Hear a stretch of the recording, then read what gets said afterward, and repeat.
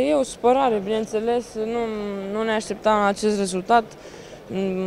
Ne doream și nici măcar nu ne gândeam că nu o să ieșim din grupă și să jucăm sferturi de finală. Din păcate, asta e situația.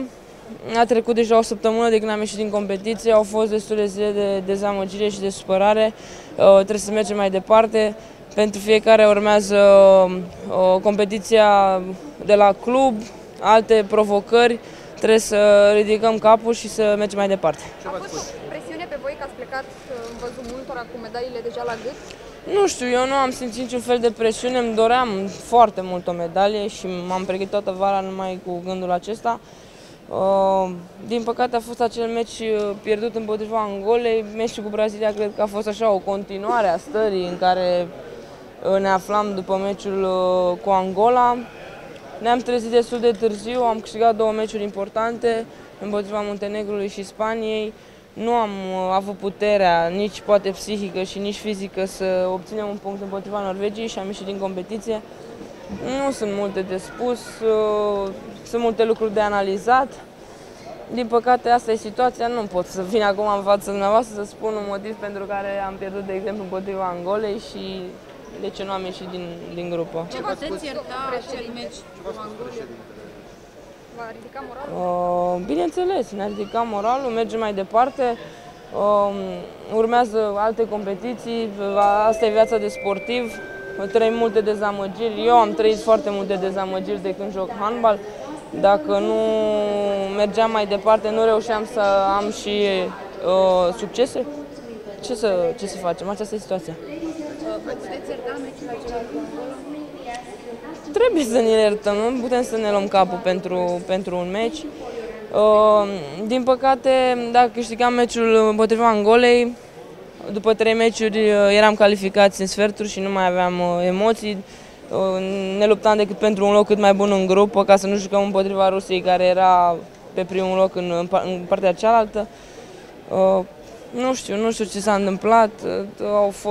Primele 2 meciuri au fost 2 meciuri negre, pot să zic un dezastru. N-ai fost nici tu la capacitate maximă, spunea domnul președinte că, din păcate, n-ai putut nici tu. Trebuie să înțelegem că echipa națională și, de fapt, nicio echipă nu stă într-o singură jucătoare. Trebuie să joace 7 jucătoare în același timp și 14 care este în echipă. Atâta vreme cât fiecare dintre noi este la 100% din potențial, echipa are șanse foarte mari să câștige și să obțină rezultate. Eu nu m-am mai antrenat în ultimele săptămâni, m-am antrenat foarte puțin, am fost accidentată, nu mai jucasem niciun meci oficial din mai. Am făcut tot ce am putut eu în momentul de față pentru echipa națională, dar, repet, echipa națională nu înseamnă o singură jucătoare, înseamnă 7 în același timp pe teren. Am fost foarte bucuroși că v-ați calificat la Jocurile Olimpice. Nu știu, ați mai luat ceva amintire de acolo, având în vedere rezultatul care...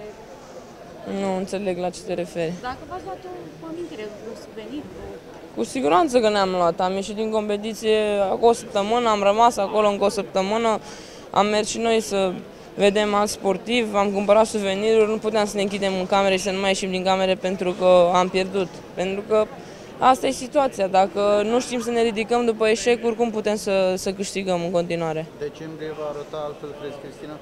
Adică... Da, eu sper să arate altfel, pentru că dacă o să arate ca la Olimpiadă, probabil că nu o să arate bine, mai ales că avem o grupă foarte grea, e foarte greu să ieși din acea grupă, dar apoi să mai obții și puncte, să te gândești în a doua grupă că poți să ajungi în semifinale. În fine, e foarte mult până în decembrie, deocamdată avem foarte puțin timp la dispoziție să petrecem cu familiile și încercăm să ne bucurăm de acest timp. la urmă au venit 5 medalii pentru România, puține sau multe, așa cum s-a investit și despre ce s-a vorbit așa la nivel de... Nu știu, din păcate în această ediție a Jocurilor Olimpice să spunem că au fost mai multe eșecuri decât succese. Îi felicit din tot sufletul pe cei care au câștigat medalii, înseamnă foarte mult pentru România. Ați văzut și dumneavoastră ce înseamnă să pierzi un meci sau să ai o ratare la un aparat sau, mă rog, la ce a concurat fiecare. E greu, e foarte greu. Pentru noi sportivi e cel mai greu. Nu știu cât de mult înțeleg oamenii din afară, însă pentru noi este cel mai greu să trăim astfel de momente. Însă, repet, asta e cariera de sportiv și trebuie să ne ridicăm și după astfel de momente și să mergem mai departe. Mulțumim din suflet. Merci.